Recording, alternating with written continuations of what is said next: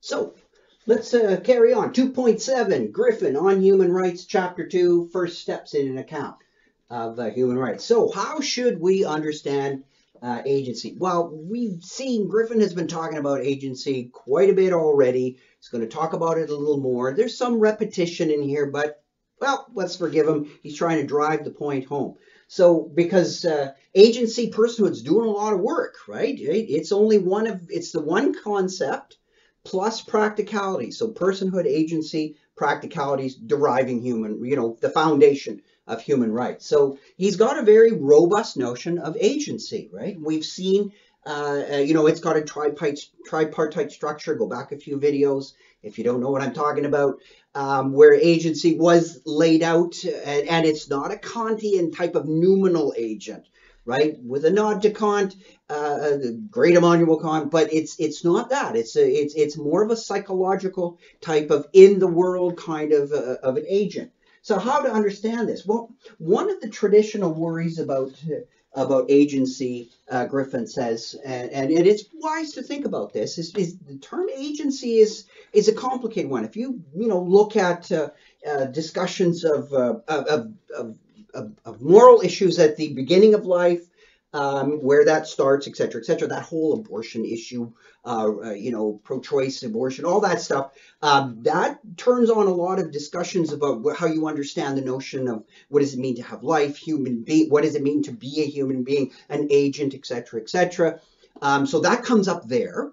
And also at the end of life, issues of passive active euthanasia and all that, notions of agency come up there again.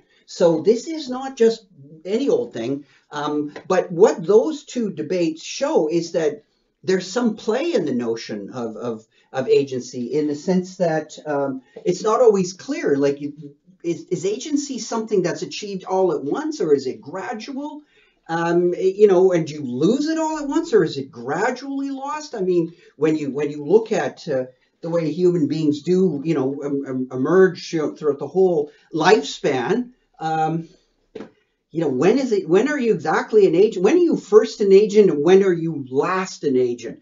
That's not always entirely clear, and also it can be because the notion of agency is problematic. So how should we understand it? Well, agency, even in one sense, even when you have a fairly clear understanding, you can get sort of one that stratifies society, like agency in Plato, right? There were intrinsic levels of agency, and that stratified society. So if you were a certain kind of agent, you might be identified with the gold class, or the silver or the bronze class. So different kinds of agents got different things in society. Justice was, shall we say, meted out through what you were sort of entitled or what was good for you, and that would be kind of like your agency. So it could stratify a society if you start talking like that. Griffin wants to avoid these kinds of problems, while at the same time recognizing that, Hobbes might be right in that we're very similar in many ways, but we are different. Some of us just are better at certain things than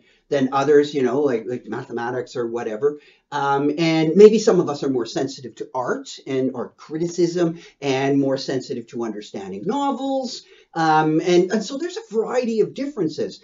But what we want to get around all these differences is to say there's a certain kind of threshold that once you get that, you get to be an agent, and any further sensitivities or whatever that may differentiate people, that once they've crossed the threshold, those differences no longer matter. And they're empirical differences, but they don't matter. So he wants a kind of threshold that once you get to that, then you're all equivalent agents, even though in a moral sense, but not necessarily in a physical or a capacity type sense. But we then say, well, that doesn't really matter. It's just different agents, right? But they're all agents, and they all get the same situation. So that's why I've got this thing like Griffin's agent, GA.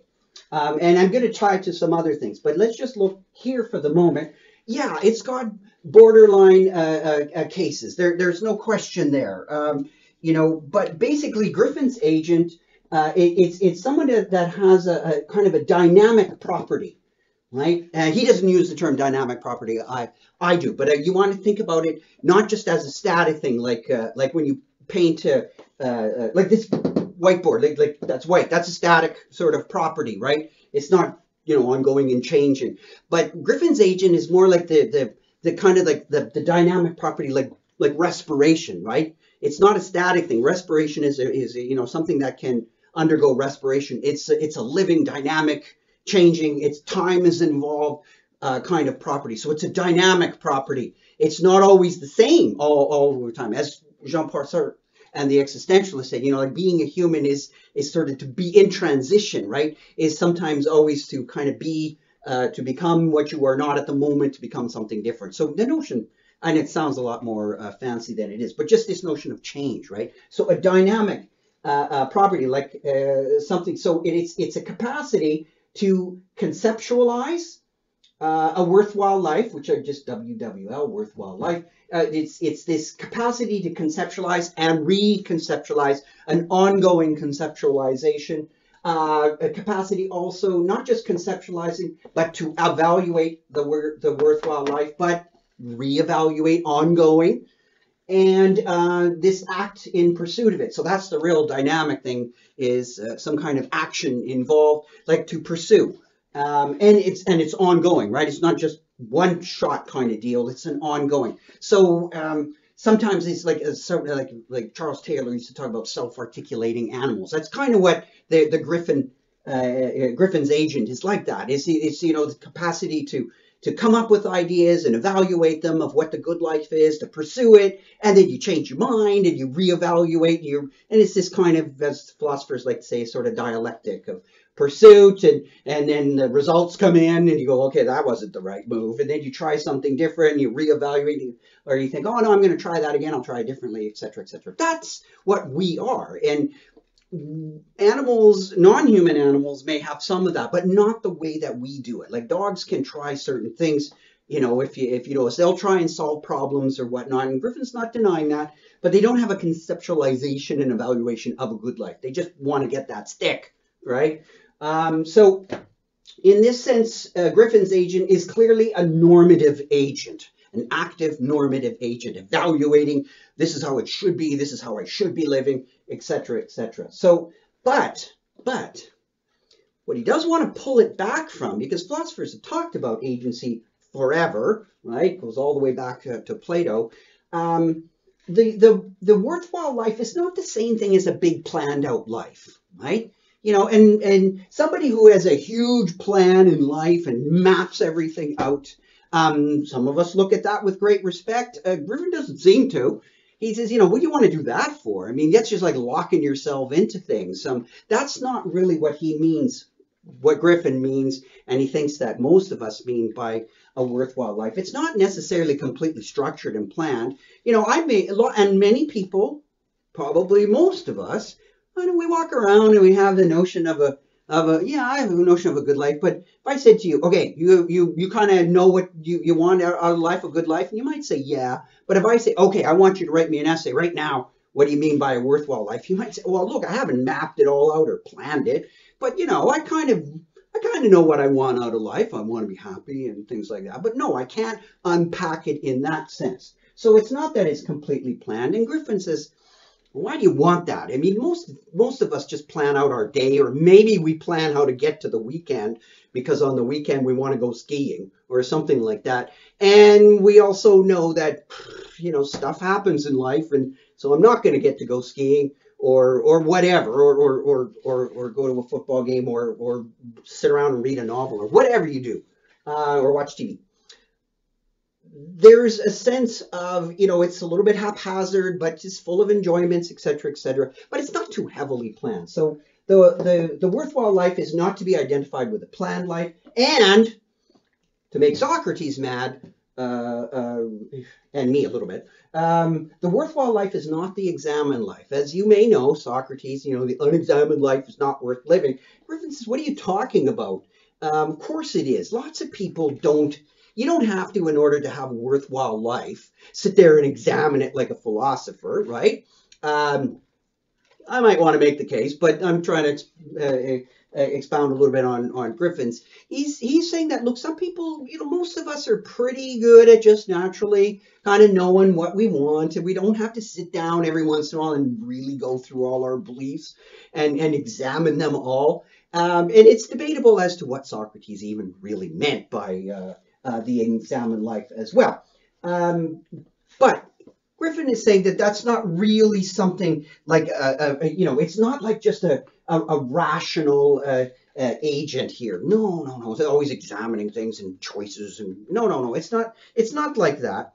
It's basically, and it's not just, so it's not a rational agent. It's just a normative agent, making decisions and going about your business and enjoying your life and pursuing some things and having goals and changing them as you go along. That's a perfectly worthwhile life. And that's what we want to protect, right? We want to protect that capacity to make those evaluations, and in the sense of not telling, you may not want some philosopher to come down into the cave and tell you exactly what to do. And here, I thought it all out, and here's all the choices, and I'll let you know what you should do, etc., etc. Most of us would, I'd even say, myself included, not be too happy if someone, descends and says, hey, this is how it works, and this is how you should live. So, again, we're trying to protect this sort of the individual's ability to make those kinds of judgments, to conceptualize, evaluate, and act in pursuit of this worthwhile life, and not to force them into some kind of mold of what that will be, but keep it kind of open and pretty loose, but still under the control of the individual. All right, so it's an active soul, not just a contemplative one. There's dynamic to it, and so the Griffin's agent is a normative agent when, again, active, and also it's not just active in the sense that expending energy active, but some sort of success, right? That the agent is not set up in a situation where they're blocked, either heavily blocked or where, let's say, he gives the example of where a government creates conditions that, where you can conceptualize all kinds of great things, but good luck, you'll never get there. There's not, and this is sort of implicit in Griffin, there's not enough mobility in the system for you to really realize those goals. Maybe even you could be taught, as we now recognize, some people are taught not even to dream very big, right? So the system that they're educated in doesn't even encourage a very high level conceptualization, right? So that's also a big problem, is you can put people in systems where they don't even have the opportunities to flex their conceptual, shall we say, their conceptual and evaluative muscles to come up with much more with a big sort of worthwhile life, a very small one, and then they can be satisfied with that. Well, that's not really a Griffin kind of agent, right? That's being blocked. And so what he wants is that there's liberty here, and it's not an abstract liberty, even where you would have all this ability to conceptualize, and no one's going to get out there and stop you from trying, but the system is really, you're not going to have much chance, much luck, right? Forget it. It's got to be a concrete one where there is, as he says, doesn't quite use this expression, but it's a reasonable chance of success, right? So that if you're, so this is how we start bringing in, being informed, and you can evaluate and consider possibilities, and you can act on them. And if you put, you have the right to pursue happiness, and it's not just the right to pursue it, but, and it's not a guarantee you're going to get it, but there's at least, if you try, and yes, this does have a certain kind of political ring to it. But if you try, there is a reasonable chance that if you try and you're equipped and all this, you'll get to some place in life that is some sort of recognition of this worthwhile life. So, in other words, there has to be a reasonable chance. So again, our agent, our Griffin, the Griffin's agent, is definitely in the world, conceptualizing, rational, evaluator, a normative agent that is in such a kind of political structure or a society of some kind, whatever term you really want, that they have a concrete form of liberty which gives them at least a reasonable chance of success.